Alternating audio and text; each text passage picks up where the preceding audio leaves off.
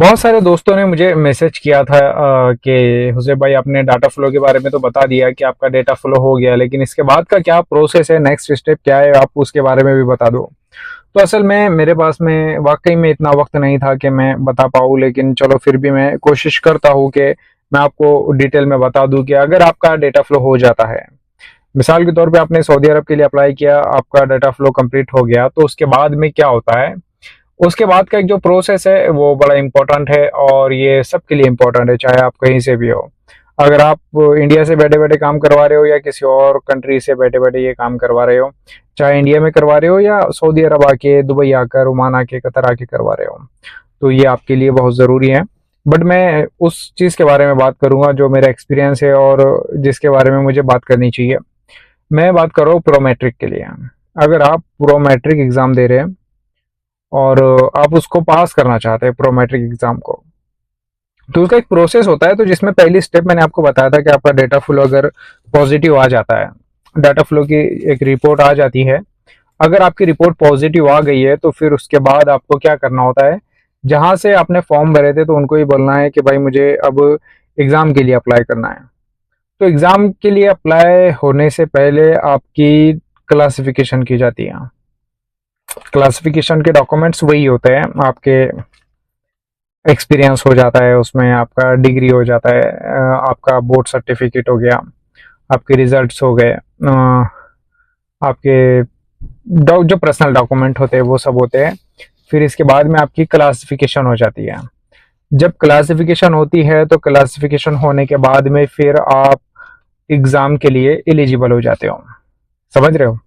Data flow हो गया आपका, डाटा फ्लो के बाद में आपकी क्लासिफिकेशन हो गई। क्लासिफिकेशन आपकी डिग्री डॉक्यूमेंट्स वगैरह उसमें आ जाते हैं पूरे। उसके बाद में क्या होता है कि आप एग्ज़ाम के लिए एलिजिबल हो जाते हो।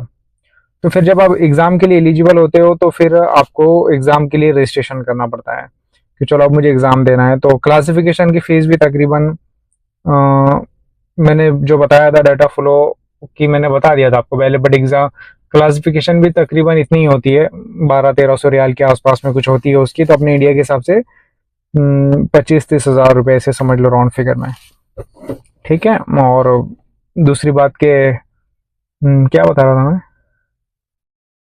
हाँ, आपका क्लासिफिकेशन हो जाता है तो फिर आप एग्ज़ाम के लिए एलिजिबल हो जाते हो कि आप जो है तो प्रोमेट्रिक एग्ज़ाम दे सकते हो। तो इसमें क्या होता है ना कि आपकी वो देखी जाती है, आपने जिस यूनिवर्सिटी से पास किया है ना, सबसे पहले उसको चेक करवाना चाहिए आपको। आपने जो भी यूनिवर्सिटी से आपने अपनी डिग्री किया है, डी फार्मेसी किया है, बी फार्मेसी किया है, तो पहले यहाँ पे चेक करना पड़ता है कि भाई आपने जिस यूनिवर्सिटी से किया, जिस बोर्ड से किया, क्या वो बोर्ड सऊदी अरब में एग्जाम देने के लिए एलिजिबल है या नहीं है। सबसे पहले ये चेक करना होता है, वरना आप सारा प्रोसेस कर लोगे और फिर लास्ट में आपको पता चलेगा कि भाई आप तो एलिजिबल ही नहीं हो, आपने जिस यूनिवर्सिटी से आपने पढ़ाई की है उसको तो यहाँ पे मान्यता ही नहीं है। तो मुंबई इसको मान्यता ही नहीं है। हो सकता है ऐसा, मैं बता रहा हूँ ऐसा हो सकता है, लेकिन देखो जो अपना एमएसबीटी है ना मुंबई का, Maharashtra board of technical education, तो ये सऊदी अरब के लिए एलिजिबल है क्योंकि एक अच्छा है, मतलब कि आप अगर आपने एमएसबीटी से भी किया है तो आप सऊदी अरब का एग्ज़ाम देने के लिए एलिजिबल हो।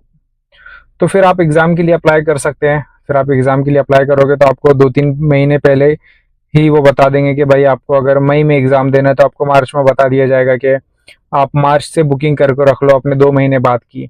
तो फिर 2 महीने आप अच्छी स्टडी करो। आपको स्टडी पहले बहुत ज़्यादा करनी चाहिए, लेकिन 2-3 महीने पहले उसकी एकदम खतरनाक स्टडी करना पड़ती है। आसान नहीं होता है प्रोमेट्रिक एग्ज़ाम पास करना या कोई भी इस लेवल का एग्ज़ाम पास करना ईजी नहीं होता है। उसके लिए आपको बहुत बेसिक नॉलेज होनी चाहिए। और फिर उसके बाद आपने एग्ज़ाम के लिए अप्लाई कर दिया, फिर आपका एग्ज़ाम हो जाएगा। अब एग्ज़ाम को आपका अगर हो गया तो फिर आप उसमें पास हो जाओगे। अगर आप पास हो गए तो फिर आप उसके लिए एलिजिबल हो जाओगे कि चलो आप जो है तो अभी यहाँ का लाइसेंस लेने के लिए रेडी हो। तो फिर आपको, आप जो भी कंट्री में रहोगे तो वो कंट्री आपको लाइसेंस प्रोवाइड कर देगी वहाँ का। जैसे आप इंडिया में हो या किसी और देश में हो, जैसे इंडिया में मेरे पास में है तो मेरा रजिस्टर फार्मासिस्ट हूँ, तो मेरे पास में इंडिया का फार्मेसी सर्टिफिकेट है, रजिस्टर फार्मासिस्ट। तो आपको यहाँ का भी मिल जाएगा, ऐसा कि आपने यहाँ पे एग्जाम दिया और आप यहाँ पर पास हो गए।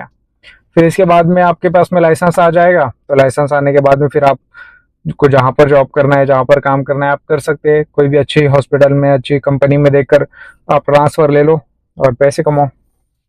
ठीक है, अगर फिर अभी भी आपके जहन में कुछ क्वेश्चन है जो आप पूछना चाहते हैं तो कमेंट बॉक्स आपके लिए खुला है। Thank you so much.